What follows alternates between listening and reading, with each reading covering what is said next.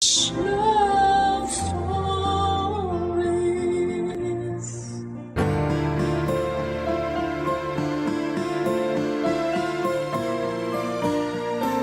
Ang kulturang kinalakhan natin sa Pilipinas ay lalaki dapat ang maunang magpakita ng interes sa isang babae.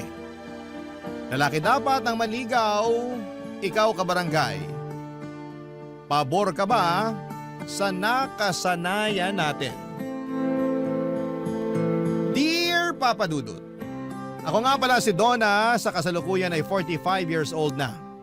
Gusto ko lang ibahagi sa inyo ang kwento ng kabataan ko. Kwento noong nagsimula akong magdalaga. 18 anyos ako nang matipuhan ko si July, kaedad ko lamang din siya. Nakatira siya sa kabilang purok sa aming barangay. Bagong salta lamang siya noon sa probinsya namin, Papa Dudut. Nabalitaan kong galing pa siya sa Maynila at nung nagkahiwalay ang mga magulang niya, sinama siya ng kanyang 50 anyos na tatay sa probinsya namin. Doon na sila tumirang dalawa. Naging usap-usapan sa barangay namin ang paglipat ni na July at ang kanyang ama na si Mang Edu. Sa barangay pa naman namin kapag may bagong salta ay paniguradong pag-uusapan yan. Nakibalita rin ako tungkol kina July, lalo na nung nalaman kong kaedad ko lamang siya. Nakibalita ako sa manikurista ng nanay ko. Na-curious din kasi si nanay lalo't kaedad niya ang tatay ni July. Inisip nga ni nanay na baka pwede sila ng tatay ni July dahil pareho silang hiwalay sa asawa. Alam kong nagkakantsawan lang sila noon ng manikurista niya pero seryoso akong nakikinig. Hindi dahil gusto kong maging stepfather ang tatay ni July, kundi dahil gusto kong makilala si July, Papa Dudut. Nasabi nga rin ng manikurista ni nanay na gwapo raw at tisoy si July. Ang mga talampakan daw nito ay kasimpulan ng makopa, lalo tuwing tanghaling tapat. Yun pa naman ang tipo ko sa isang lalaki. Mapula ang talampakan at tisoy. Bihira kasi akong makakilala ng mga ganong klaseng lalaki sa probinsya namin. Kaya naman hindi ko na pinalagpas ang pagkakataon para makilala si July. Pinuntahan ko siya sa bahay nila, Papa Dudut.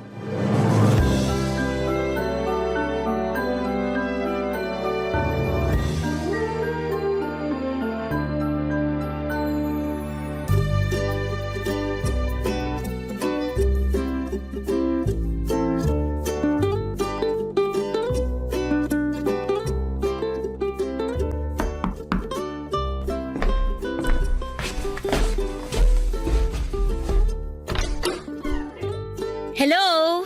Ikaw si July, di ba? Oo. Sino ka? May kailangan ka? Ako si Donna. Tagaroon lang ako sa kabilang purok. May kailangan ka ba? Wala naman. Gusto lang kitang makita. Bakit gusto mo ako makita? Ganito lang talaga ako kapag may bagong salta rito sa barangay natin. Ako kasi lagi yung taga-kumusta. Ayos ka naman ba rito sa barangay natin? Ayos naman. Pero medyo naninibago lang kami kasi ang daming taong pumupunta dito sa bahay namin para kumustahin kami ni tatay. Mga hindi naman namin kakilala. Masanay ka na. Ganito talaga sa atin. Para na tayong isang pamilya. Hindi lang kasi ako sanay na pinapaligiran tsaka kinakausap ng mga tao. Sanayin mo ng sarili mo. Lalo na ngayon na kalilipat mo lang dito. Ikaw ang bida ngayon. Kumusta palang talampakan mo? Talampakan ko? Kasi sabi nila pwede raw mamahay ang talampakan. Baka namimiss niya yung lupa ng Maynila. Tapos manibago sa lupa ng probinsya. Alam mo yun? May nakapagsabi na ba sa'yo nun? Mga anong oras namumulang talampakan mo? Seryoso ako! Pasensya ka na pero hindi ko napapansin kung anong oras namumula tong mga talampakan ko. May pictures ka ba ng talampakan mo? Teka lang, bakit ba interesado ka sa talampakan ko? Uy, hindi grabe ka naman. Wala ka na kasing ibang kinumusta kundi talampakan ko eh. Masama bang mag-alala sa talampakan mo? Bakit yan namumula? Hindi mo ba naisip na baka pwedeng senyalis yan ng cancer o kaya kung ano pang sakit? Uy, sobra ka naman. Anong lotion mo? Donna, may pinapagawa pa kasi sa akin si tatay sa loob ng bahay kaya… Pwede ba kitang tulungan? Hindi na, kaya ko na yun mag-isa. Iniiwasan mo yata ako eh. Hindi sa ganun. Hindi lang kasi ako sanay na makipag-usap sa tao na puro talampakan ko yung gusto na pag-usapan namin. Ano bang gusto mong pag-usapan? Wala sana. Ako merong gustong pag-usapan. Kung tungkol na naman yan sa talampakan ko, May girlfriend ka na ba? wala. Wala rin akong boyfriend. Congrats? Congrats din sa'yo. Congrats sa atin. Yay! Hindi ko alam pero napapatawa mo ako. Ayos ah. Kapag kailangan mo ng tour guide sa barangay natin, pwede ako ha. Pwede kong ibigay sa'yo yung cellphone number ng nanay ko para i-text mo ako. Wala ka bang sariling cellphone? Bibili ako kapag gusto mo na akong ka-text. Sige. Sa akin ka lang magpapa-tour guide ha. Huwag sa ibang dalaga rito. Teka lang, babalik ako ha. Kukunin ko lang yung cellphone number ni nanay. Wait mo ako! Hindi na nakapagsalita pa si July dahil nagmadali na akong tumakbo pabalik sa bahay namin para mailista sa papel ang cellphone number ni nanay. Hindi ko pa kasi memorize noon ang number ni nanay. Bago bumalik sa bahay ni na July ay naglotion pa ako ng braso at siko ko. Napansin ko kasi na namumuti na dahil sa sobrang dry. Nagsuklay na rin ako at nakihingi ng baby cologne kay nanay. Nang bumalik ako sa bahay ni na July ay inabot ko na sa kanyang number ko. Napatingin ako sa talampakan niya pero nakasuot na siya ng medyas. Nalungkot ako pero alam kong sinadya niya yon dahil marahil naiilang na siya. Na yun ang una kong topic na gustong pag-usapan nang makilala ko siya. Nagpaalam na rin ako kaagad sa kanya at sinabi ko sa kanya na hihintayin ko ang text niya. Tumango lamang siya at ngumiti, Papa Dudut. Sinarado na rin niya ang pintuan pagkatapos. Nanatili siguro ako ng ilang minuto sa labas ng bahay nila bago ako nagpasyang umuwi ng bahay. Nakangiti at panay ang huni ko ng paborito kong love song habang sinasabayan ko ng pilit na sayaw. Napansin yun ni nanay at saktong kakatapos lang magsaing ni nanay kaya may oras ito para kausapin ako sa napansin niya sa akin. Close kami ni nanay. Lalo na nung nawala na si tatay sa buhay namin. Wala akong naitagong sekreto kay nanay, siyang best friend ko. Sinabi ko sa kanyang lahat-lahat. Lalo na yung pagkakakilala namin ni July. Sa kanya ko talaga unang sinabi ang tungkol doon. Wala rin naman kasi akong ibang kaibigan na mapagsabihan. Talagang si nanay lang ang tinuturing kong kaibigan sa buhay ko. Masaya akong nagkwento sa kanya, masaya rin siyang nakinig sa akin. Pinag-usapan namin si July habang umiinom kami ng instant coffee, Papa Dudut.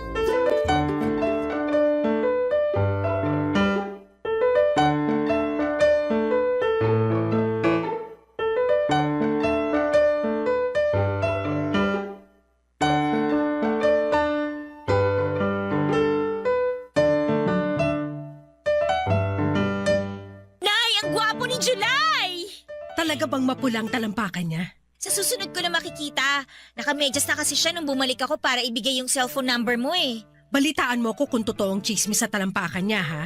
At kailangan sabihin nyo rin sa akin kung magte-text siya sa inyo ha. Oo naman!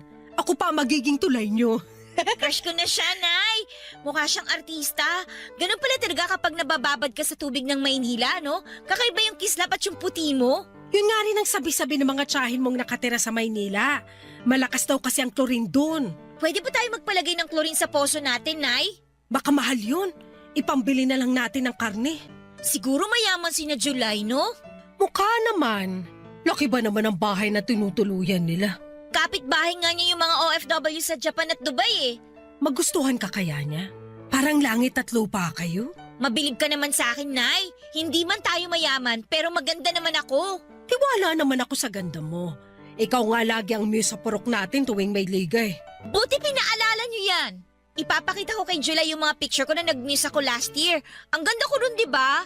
Isuot mo na rin yung shorts na ginamit mo nung nag-muse ka para lalo siyang mabilib sa'yo. Hindi na kasya sa akin yun eh. Tumaba na ako. Isusuot ko na lang yung bestidang pinagsisimbang gabi ko. Yung kulay dilaw. Nagmumukha kang may hepa sa bestida na yun. Mag-shorts ka na lang.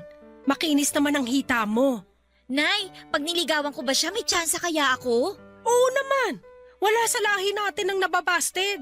Para kasing naiilang siyang kausap ako eh. Nandibago lang siguro. Sanayin mo lang sa presensya mo. Ano kayang pwede kong ibigay sa kanya kapag manliligaw na ako? Magluluto ako ng champurado bukas. Hatiran mo siya. Lalagyan ko ng maraming ebap. Sige nga, Nay. Sasabihin ko na ako ang nagluto. Mahilig naman ang mga lalaki sa babaeng magaling magluto, di ba? Diyan ko nadali ang tatay mo. Paano niyo po napa-inlove si tatay? Lagi ko siyang binibigyan ng gumamela. Yung tanim ng lola mo noon, bago maubos ang bulaklak ng gumamela ng lola mo, napasagot ko na ang tatay mo. Wala naman tayong gumamela rito sa bakuran eh. Ano kayang pwede kong ibigay sa kanya? Wala pa namang namumungang bulaklak ngayong buwan dito sa atin. Bibigyan na lang kita ng pera para bumili ka na lang ng bulaklak sa palengke, kahit yung mura lang. Hindi ako marunong bumili ng bulaklak, Nay. Basta pakiramdam mo lang kung ano yung bulaklak na magpapakilig kay July. Pwedeng rosas, sampagita o orchid. Mapapasagot ko rin kaya si July tulad nung nangyari sa inyo ni tatay? Oo naman! Malaki ang tiwala ko sa mga bulaklak. Kaya bukas, agahan mong pumunta sa palengke para makapili ka pa ng bulaklak.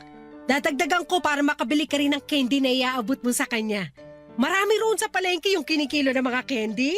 Tsaka pwede kong balutin ng ribbon yung bulaklak, no? Para presentable. Ayan! Tama yan! Planuhin mo ng maayos ang panliligaw mo kay July. Ipagtitiri kita ng kandila pag nagsimba ko sa linggo. Teka sandali.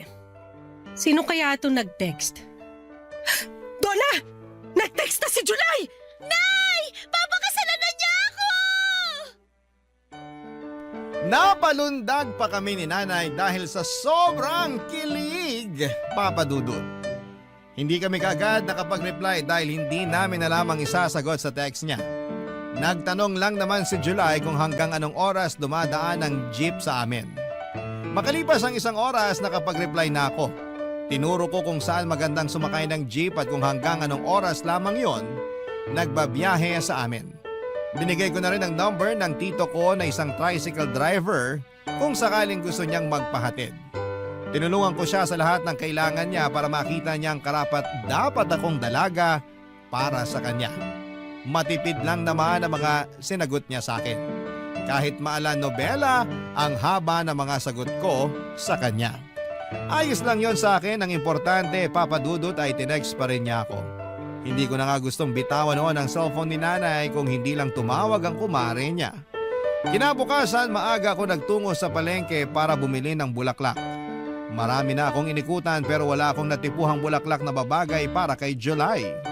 Inuna ko nang bumili ng tingi-tinging candy. Magkakahalo ang tsokolating bilog at ibang matatamis na candy na kahulma ng mga bulaklak na binalutan pa ng asukal. Nang sa wakas ay makakita na ako ng puting rosas na ibinigay ko kay July. Sakto namang napansin kong nahulog ko ang perang ipangbibili ko ng bulaklak. Konti na lang ang natira sa akin, Papa Dudut. Nalungkot ako dahil hindi ako nakabili ng rosas. Pauwi na sana ako nang mapadaan ako sa bentahan ng gulay. Nakita ko rong ang madidilaw na bulaklak ng kalabasa. Mas sariwa pa kesa sa rosas na una kong nakita. Nagtanong ako sa presyo noon at sakto yon sa naiwang pera sa akin, Papa Dudut. Kaya naman walang pag-aatubiling binili ko yon at saka nagmadali nang sumakay ng jeep pabalik sa barangay namin, Papa Dudut. Barangay Love Stories. Barangay Love Stories. Papa Dudut, nagmadali akong bumalik sa bahay dahil napagpawisan ako sa palengke. Kinailangan kong magpalit ng damit at mag-ayos. Binabad ko muna sa garapon na may tubig ang nabili kong bulaklak ng kalabasa. Nagmadali na akong maligo at magpahid ng lotion. Pinuntahan ko rin ang kwarto ni nanay para makigamit ng lipstick niya at pulbos. Wala si nanay noon, nagsimba siya kasama ang kumare niya. Alam kong pinagtirik din niya ako ng kandila para mapabilis ang pagsagot sa akin ni July. Nung makapag-ayos na ako ay nilapitan ko ang altar namin para humingi ng tulong sa Diyos. Para lakasan ang loob ko sa gagawin kong panliligaw kay July. Medyo nanginginig pa ako noon dahil parang gusto ko nang umatras. Kaso kapag naaalala ko ang kwento ng pag-iibigan ni nanay at tatay ay nabubuhayan akong muli ng loob. Nagkape muna ako para masigurado lang na malakas ang loob ko kapag hinarap ko si July, Papa Dudut. Inabangan ko ngang makabalik si nanay para mapalakas pa nito ang loob ko. Kaya lang naubos ko na ang kape at nahuhulas na ang pulbos ko ay wala pa rin si nanay. Kaya nagpa siya akong sugurin na ang bahay ni na July. Bitbit ang bulaklak ng kalabasa. Dahan-dahan ako naglakad patungo sa bahay ni na July. Ayokong tumakbo dahil baka mahulas ang pulbos ko sa mukha. Saka para hindi agad kumupas ang baby cologne na ibinudbud ko sa damit at kilikili ko. Nang makarating na ako sa harapan ng bahay nila ay nagalangan akong kumatok. Ang dami kong in-overthink. Paano kung allergic pala siya sa bulaklak ng kalabasa? Paano kung ayaw niya sa amoy ng baby cologne? Paano kung ayaw niya sa babaeng nagpupulbos ng mukha? Nasa ganitong pag-iisip ako, Papa Dudut, nang bigla na lamang bumukas ang pintuan at niluwa noon si July. Papa Dudut.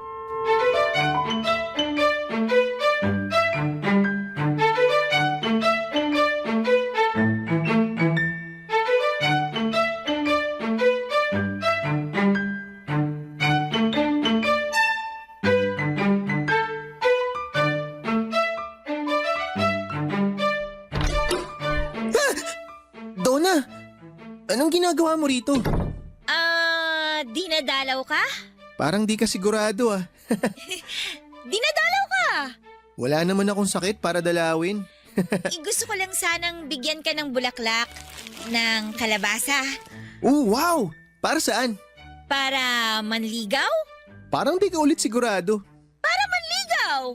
Teka, joke ba to? Oy, hindi ah! May kasama pa nga candy tong bulaklak ng kalabasa eh. Kaso naiwan ko sa bahay.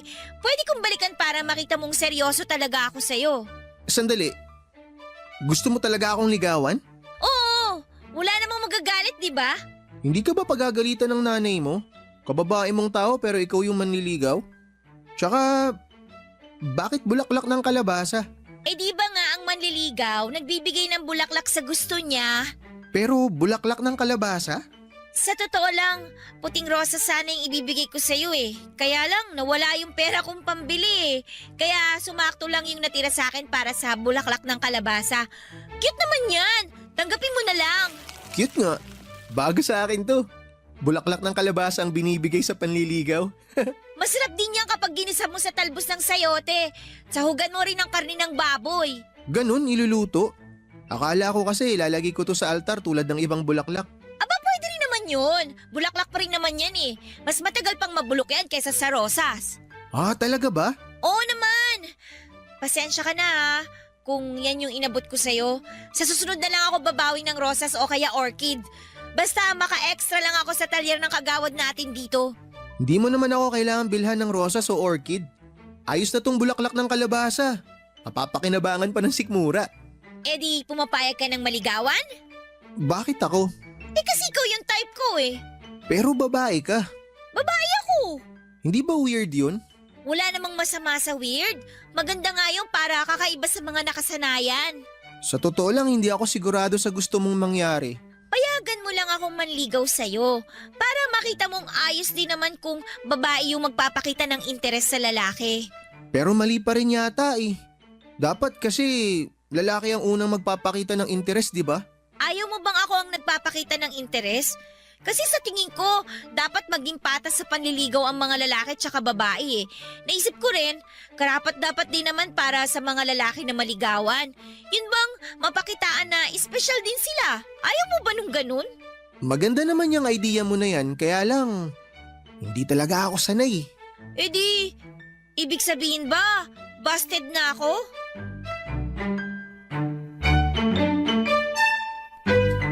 Papa Dudut, hindi naman umimik si July sa tanong ko. Pinagmasdan ko lamang ang mukha niya. Hindi ko mabasa kung ano ang laman ng isipan niya. Inulit ko ang tanong ko sa kanya pero ang tanging sinagot lamang niya ay kailangan niyang pumunta ng plaza dahil gusto niyang bumili ng scramble at kikiam. Inaya niya akong sumama sa kanya at natuwa ako. Bit-bit pa rin niya ang bulaklak ng kalabasa at sabay na nga kaming naglakad patungo sa plaza. Malapit lang naman yon sa bahay nila. Kaya mabilis din kaming nakarating. Nilibre niya ako ng scramble at kikiam. Naupo kami sa sulok habang kinakain ang mga yon. Hindi niya ako kinakausap. Nakafocus siya sa kinakain niya. Ako naman ay nakafocus sa mga susunod kong plano kung paano ko mapapaibig si July. Pagkatapos namin kumain ay inaya na niya akong umalis. Ayoko pa sana pero sinabi niyang magsasaing pa raw siya. Hinatid ko siya hanggang sa bahay nila at nagpaalam at initian naman niya ako. Hindi ko na inulit ang tanong ko kung based na ba ako sa kanya. Nabuhayan pa rin ako ng pag-asa dahil ibig sabihin lamang noon ay hindi niya sinasarado ang pintuan sa panliligaw ko. Yun ang nakuha kong mensahe base sa ipinakita niya. Masaya akong umuwi ng bahay at nakwento ko nga agad kay nanay ang nangyari. Pinalipas ko ang ilang araw, bumili ako ng bulaklak ng kalabasa. Kahit may pangbili naman ako ng rosas dahil nakapag-extra na ako sa talyer ng kagawad namin. Mas pinili kong bilhan pa rin siya ng bulaklak ng kalabasa dahil alam kong natuwa siyang sa pagiging praktikal ng ideya na yon. Nagtungo ako sa bahay nila. Malakas ang loob kong kumatok at inaasahan kong si July muli ang magbubukas ng pintuan pero nagulat ako nang ang tatay niya na si Mang Edo ang nagbukas ng pinto.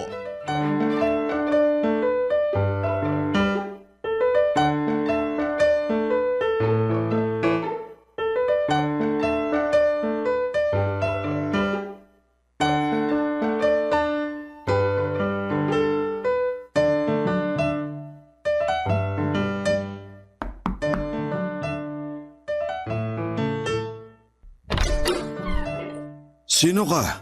Donna po, kayo po ba si Mang Edu? Ako nga. Paano mo ako nakilala? Sikat po kayo ni July dito sa barangay natin. Ganun po talaga kapag bagong salta. May kailangan ka ba? Ah, yung anak niyo po sana. Si July. Hindi mo siya naabutan. Kaalis lang din kanina. Pinapunta ko sa palengke para bumili ng hapunan namin. Ah, ganun po ba? Pwede ko po ba siyang hintayin? Mukhang matatagalan pa yon. Nagpaalam sa akin na maglilibot daw sa bayan. Sayang naman. Dala po ba niya yung cellphone niya? Dala naman, kaya lang walang load yun ngayon. Pwede niyo po ba siyang i-text na nandito ako sa inyo para umuwi na po siya? Matanong nga kita, Iha. Sino ka ba? Donna nga po. Nasabi ko na naman po sa inyo kanina, di ba? Ang ibig kong sabihin, ano ka ba ni July? Ngayon lang kasi kita talaga nakita. Wala ring nakakwento tungkol sa iyo ang anak ko. Ah, hindi pala niya nasabi sa inyo. Nobya ka ba niya? Ay, hindi pa po. Hindi pa. Ibig sabihin ba niyan nililigawan ka niya? Hindi rin po. Nagkakamabutihan naman ba kayo? Naguguluhan na ako.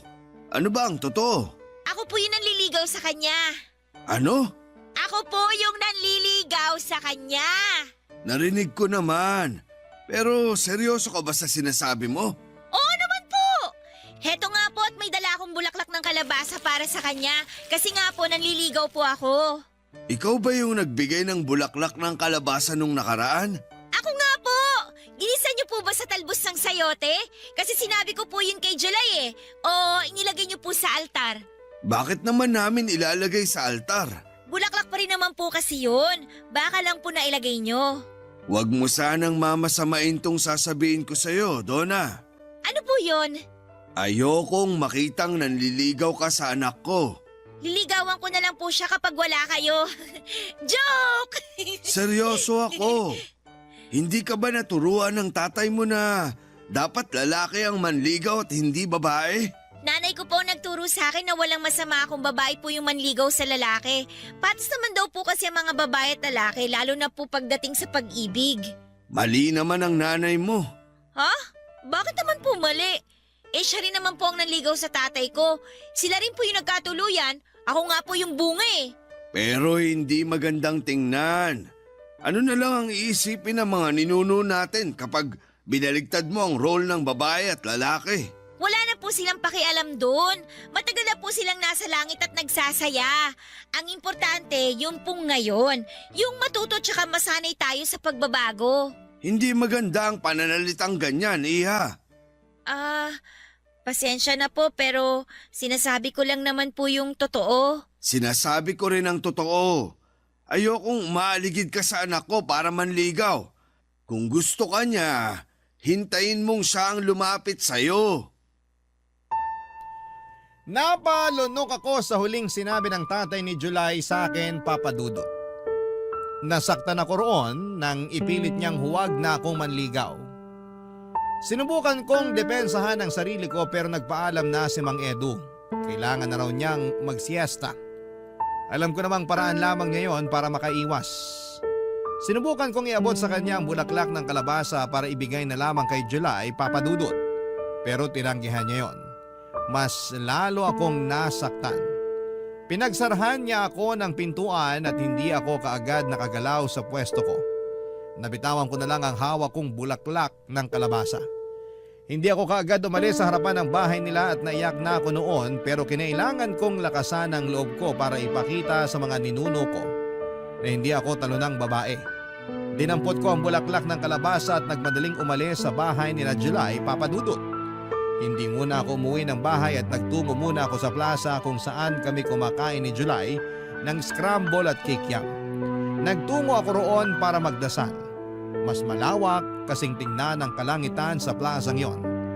Kaya naisip kong makikita ako kaagad ng Diyos kapag nanalangin ako roon.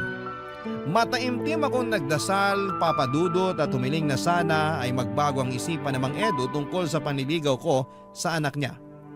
Hindi ko na malaya na naglalakbay na ang isipan ko sa negatibo. Tuloy-tuloy na binubulungan ako ng utak ko na tama si Mang Edu.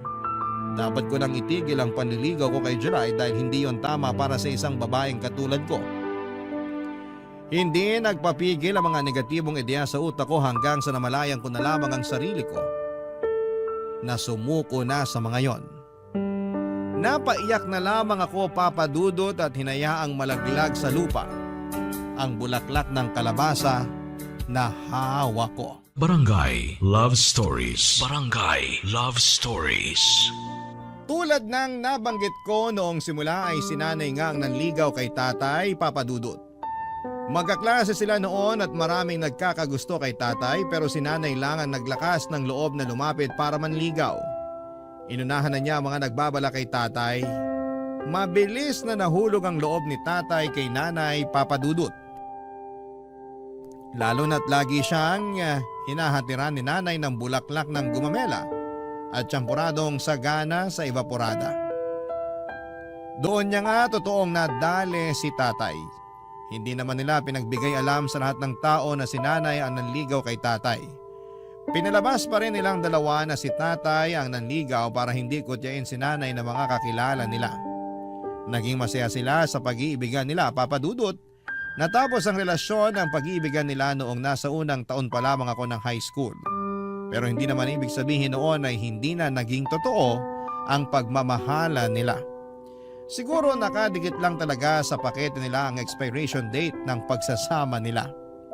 Ang kwento ng mga magulang ko ang dahilan kung bakit malakas ang loob kong manligaw kay July. Akala ko kasi ay papayagan ng tadhana na itulad ang love story ng magulang ko sa amin ni July. Pero ang naitulad pala ay yung paghihiwalay nila. Ang masakit pa ay hindi pa man kami nagsisimulang magmahalan ay pinaghiwalay na kami kaagad ng tadhana.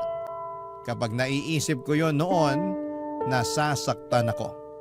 Kapag nasasaktan ako ay tumatambay na lamang ako sa plaza para doon ibuga lahat ng sama ng loob ko habang kumakain ng scramble at kikiam. Iniwasan ko na si July. Hindi na ako bumibili ng bulaklak ng kalabasa para sa kanya. Pinagbawalan ko na rin si nanay na bumili noon para ulamin dahil nasasaktan lamang ako kapag nakikita ko yon. Naalala ko kasi ang pag-reject ng tatay ni July sa akin. Hanggang isang araw habang nakatambay ako sa plaza ay dumating itong si July. Nilapitan niya ako kaagad. Papa Dudut.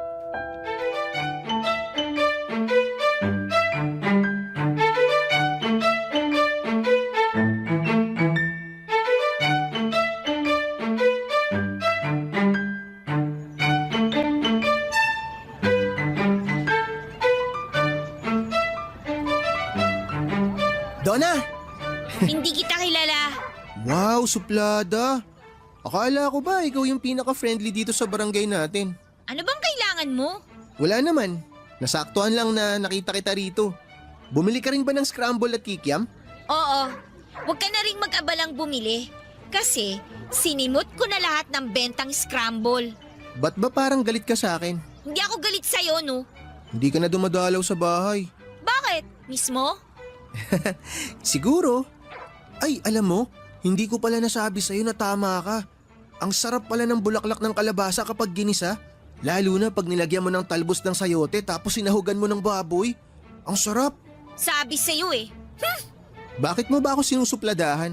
Itanong mo sa mapulang talampakan mo. Ayan na naman tayo sa talampakan eh. Sa susunod, kapag makakasalubong kita, pwede magmedyas ka na lang lagi. Takpan mo yung talampakan mo ha. Please lang, dagdag ka sa polusyon. Lo, ano naman naiambag ng talampakan ko sa polusyon? Basta, umalis ka na nga. Sabihin mo muna kasi kung bakit ganyan ang trato mo sa akin. Hindi pwede. Hindi na ba ako talaga makakatanggap ng bulaklak ng kalabasa sa'yo? Ang galing mo pa naman mamili nun. Kahit kamote, hindi ka makakatanggap sa akin. Uy, paborito ko yung kamote. Lalo na kapag nilaga tapos sinausaw mo sa brown sugar. Paborito namin ni tatay yun na merienda. Walang nagtatanong, no? Ang suplada naman itong manliligaw ko. Di ba dapat ako yung nagsusuplado sa'yo? Umalis ka na nga. Ay, pinapaalis na ako. Sige ka. Anong sige ako? Kapag pinaalis mo pa ako, sa iba na ako magpapaligaw. Ano? Ang sabi ko, kapag pinaalis mo pa ako, sa ibang babae na ako magpapaligaw. Sa kanya na lang ako magpaparigalo ng bulaklak ng kalabasa. O kaya, baka sa susunod, di na bulaklak ng kalabasa ang ibigay niya sa akin. Totoong bulaklak na. Totoong bulaklak? Ano bang akala mo sa bulaklak ng kalabasa? Hindi totoo? Gawa sa papel? Gawa sa hangin? Kathang-isip? Ganon? Joke lang.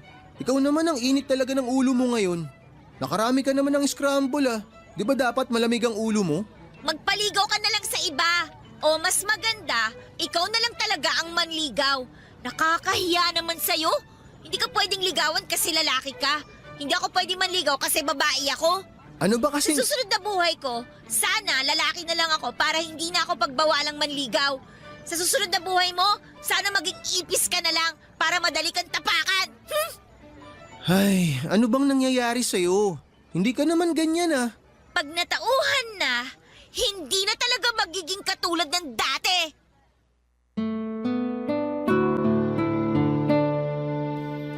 Papadudot madrama ang naging huling linya ko kay July. Mala pelikulang eksena kung saan ay iniwan ng leading lady ang leading man niya. Umaasa ko noon na habulin niya ako pero hindi niya ginawa, Papadudot. Hinayaan niya akong mag-walk out at nainis ako lalo. Siguro kung hinabol niya ako, baka naging marupok akong muli. Pero siguro gusto ni Lord na ipagpatuloy ko ang paglalakad palayo kay July para mas madrama ang kaganapan. Nagmadali na akong umuwi ng bahay para magpatugtog ng malulungkot na kanta.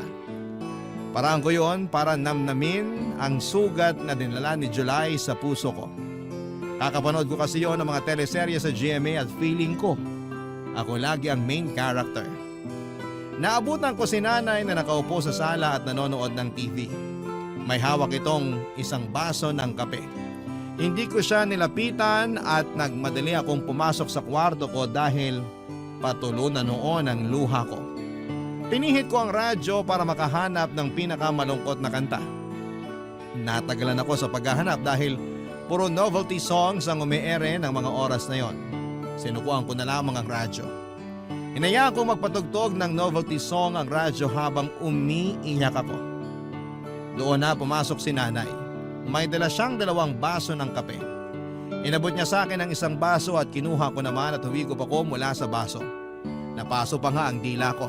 Mas lalo tuloy akong napaiyak. Kinuha ni nanay ang baso at saka pinatong sa tukador sa gilid ng kama ko. Niyakap niya ako at doon ay mas lalo na namang naging malaya ang mga mata kong lumuha. Nung medyo gumaan na ang pakiramdam ko ay inaya niya akong tumungo sa sala para makapag-usap kami ng maayos. Sumunod naman ako at doon namin pinagpatuloy na inumin ang kapeng inabot niya sa akin, Papadudot.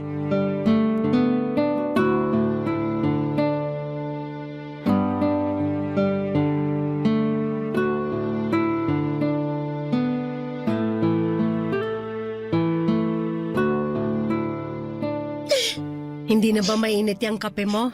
Hindi na po nakakapaso. Bakit ka ba umiiyak? Eh si July po kasi Anong ginawa niya sa'yo? Wala naman siyang ginawa. Yung tatay kasi niya, Anong ginawa ng tatay niya? pinagbawalan niya akong ligawan si July. Kasi hindi raw yun gawain ng isang babae. Ay nako. At nagpadala ka naman. Nakuwento mo ba ang love story namin ng tatay mo? Opo! Pero ayaw daw ng mga ninuno natin na manligaw ako sa lalaki. Hindi raw kasi yun ang nakaugalian. Porkit hindi nakaugalian, mali na agad? Alam ba niyang ayaw ng mga ninuno natin ang baluktot na pag-iisip? Sana na'y nandun ka para may kakampi ako nung pinagalitan ako ni Mang Edu. Pwede ko siyang puntahan ngayon para mapagsabihan. Anong akala niya sa anak niya? Ginto? Teka, at may kumakatok. Sige, tuloy mo muna yung pag-iyak dyan. Oh! July! Magandang hapon po, ma'am. Anong ginagawa mo rito? Gusto ko lang po sanang makausap si Donna. Busy siya sa pag-iyak. Bakit po siya umiiyak? Nagtanong ka pa. Malamang binasted mong anak ko. Hindi ko naman po siya binasted eh. Pero pinapabasted siya ng tatay mo sa'yo. Ganon na rin yun. Po? Naku, wala po akong alam dyan. Pwede ko po ba siyang makausap? O pasok ka. Salamat po. Oh, anong ginagawa mo dito? Maiwan ko muna kayo. Lalabas muna ako. Teka, Nay! Mag-usap kayong dalawa dyan. Silipin mo na rin yung sinaing ko mamaya. Ano ba kasing ginagawa mo dito? Iniwan na kita sa plaza, di ba? Bakit sumunod ka pa dito? Kasi gusto kitang bigyan ng bulaklak ng kalabasa. Ito oh, kabibili ko lang yan sa palengke nung nag-walkout ka. O, kunin mo na. Para saan to? Ba't mo ako binibigyan ng bulaklak ng kalabasa? Regalo ko yan sa'yo kasi manliligaw ako. Hindi ako magpapaligaw sa'yo, no? Gusto mo ba sa iba na lang ako manligaw? Sige, tingnan natin kung may babaeng tatanggap ng bulaklak ng kalabasa. Biro lang, wala naman talaga akong balak manligaw ng iba eh. Tinatakot lang kita para di mo ako basti din. Ako nga itong binasted ng tatay mo para sa'yo, no? Bakit ka ba kasi nakikinig kay tatay? Eh ako naman yung may gusto sa'yo. Hindi kita babasti din, promise. Kaya please, huwag mo rin akong basti din. Bakit kasi ayaw mo ako manligaw sa'yo? Ang simple lang naman nun eh. Eh nawiwirdohan nga kasi ako. Ayoko talaga. Kagaya mo rin palang tatay mo eh. Wala kayong bilib sa mga babaeng katulad ko. Uy hindi ah, bilib ako sa mga babaeng katulad mo. Buo ang respeto ko sa inyo ng nanay mo. Kaya nga gusto ko na ako ang magpakita sa'yo ng respeto at interes eh. Kung papayagan mo ko, may papakita ko sa'yo lahat yun sa panliligaw ko. Pero gusto ko pa rin manligaw sa'yo para ipakita sa'yo kung ano yung kaya mong gawin bilang isang lalaki ay kaya ko rin gawin bilang isang babae. Paano ba tayo magkakasundo? Pareho na lang tayo manligaw sa isa't isa. Uy, gusto ko yan. Mas okay yung idea na yan. Panalo yung ganyang setup. Donna, Ano yun? pwede mo bang igisa yung bulaklak ng kalabasa sa talbos ng sayote ngayon? Palambing naman oh. Nagkikrave kasi ako eh. Napailing na lamang ako habang nakangiti sa request ni July sa akin. Naging paborito na niya ang ginisang bulaklak ng kalabasa at talbos ng sayote. Inaya ko siya sa kusina para ma-check namin ang sinaing ni nanay. Sinamahan niya akong lutuin ng bulaklak ng kalabasa. Habang hinihintay na maluto yon ay nilabas ko sa ref ang natirang tsampurado na niluto ni nanay noong umaga. Dinamihan ko ang evaporada at pinakain ko kay July. Nagustuhan niya ang malamig na tsampurado, yun din ang paborito kong klase ng tsampurado, malamig. Nagkakwentuhan at nagkatawanan kaming dalawa papadudot habang pinagsasaluhan ang malamig na tsampurado. Isa marahil yon sa mga hindi ko makakalimutang alaala sa buhay ko. At yon ang madalas kong kinekwento sa mga naging anak namin ni July. Oo, nagkatuluyang kaming dalawa ni July. 2 taon ang inabot ng relasyon namin bilang magkasintahan bago niya ako inayang magpakasal. Ako pa naman sana noon ang nagbabalak na mag-propose sa kanya. Kaso'y naunahan niya ako. Wala namang kaso yon. Pareho lang naman kami ng gusto. At ngayong pareho na kaming 45 ay wala na kaming ibang hinihiling pa kundi ang dagdagan pa ng Diyos ang buhay namin para makapagsama kami ng mas matagal. Para marami pa kaming taong makwentuhan ng love story naming dalawa. Kaya nga naisip ko ring ibahagi sa inyo sa Barangay LS ang kwento naming mag-asawa para mabigyan ng pag-asa ang bawat isa sa forever. Andyan lang ang forever sa gilid ninyo. Nag-aabang lang kung kailan ka magkakaroon ng lakas ng loob para lapitan ito. Sa lagay ko, ako ang naunang naglakas ng loob na lumapit. Sumunod sa akin si July at heto kapwa na namin hawak ang forever namin. Maraming salamat po sa pagbabahagi ng aming kwentong mag-asawa. Hanggang sa muli, ako po ang inyong kabarangay forever, Donna. Barangay Love Stories. Barangay Love Stories. Anong say mo sa Barangay Love Stories na ito? Pagkwentuhan natin sa comment section yan. Nagustuhan ng iyong napakinggan? Ituloy yan via live stream sa www.gmanetwork.com/radio. Barangay LS 97.1 forever.